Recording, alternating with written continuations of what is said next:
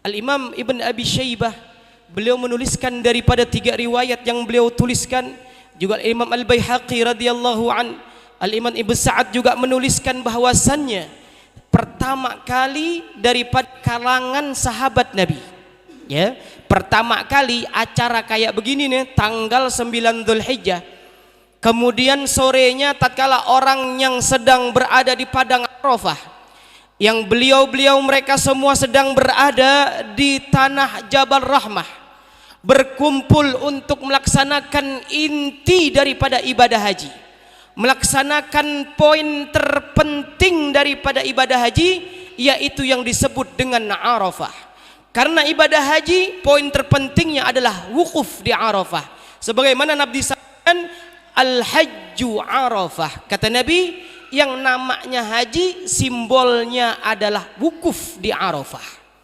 Maka tatkala ada orang yang berwukuf di Arafah, dulu sahabat Nabi yang bernama Sayyidina Abdullah ibn Abbas radhiyallahu anhu, orang yang pertama kali mengadakan ta'rif seperti ini, beliau yang bernama Sayyidina Abdullah ibn Abbas. Tatkala itu beliau berada di negeri Basrah, tatkala itu beliau berada di Irak. Dikumpulkan seluruh orang-orang Irak, dikumpulkan seluruh orang-orang Basrah, berkumpul di waktu sore setelah jamaah sholat asar. Mereka berkumpul membaca apa yang telah kita baca dari kalimat la ilaha illallah adadal ayyami wad duhur, dibaca semuanya.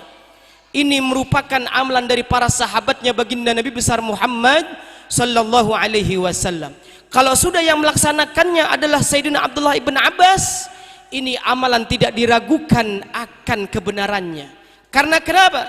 Karena Sayyidina Abdullah ibn Abbas merupakan sahabat Nabi yang paling alim, sahabat Nabi yang paling paham tentang tafsir.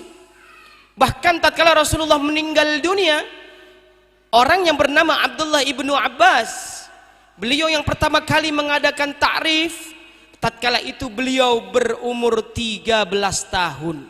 Nabi meninggal dunia di umur 23 tahun. Sayyidina Abdullah Abbas masih kecil, Bu, umurnya masih 13 tahun. Tapi kecil orangnya, ilmunya, tidak ada orang yang paham kan tafsir Al-Quran setelah baginda Nabi. Tidak ada orang yang paham tentang hadis-hadis baginda Nabi kecuali setelah meninggal dunianya Rasulullah sallallahu alaihi wasallam.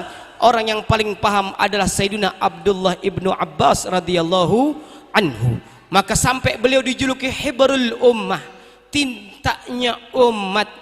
Tintanya umat artinya ilmu apapun yang ada di Rasulullah sallallahu alaihi wasallam berada di Sayyidina Abdullah ibn Abbas radhiyallahu anhu. Beliau orang yang pertama kali mengadakan ta'rif seperti ini. Kenapa sampai para sahabat mengadakan ta'rif seperti ini yang seperti kita lakukan di sore yang penuh barakah ini?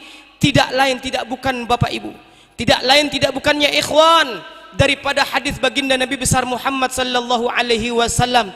Nabi bersabda di dalam hadisnya, khairud du'a du'a yaumi Arafah, sebaik-baiknya doa, sebaik-baiknya munajat, sebaik-baiknya meminta kepada Allah di dalam 1 tahun, di dalam 365 hari, paling baiknya hari munajat berdoa kepada Allah, kata Nabi, yaumu Arafah, yaitu tatkala berada di hari Arafah.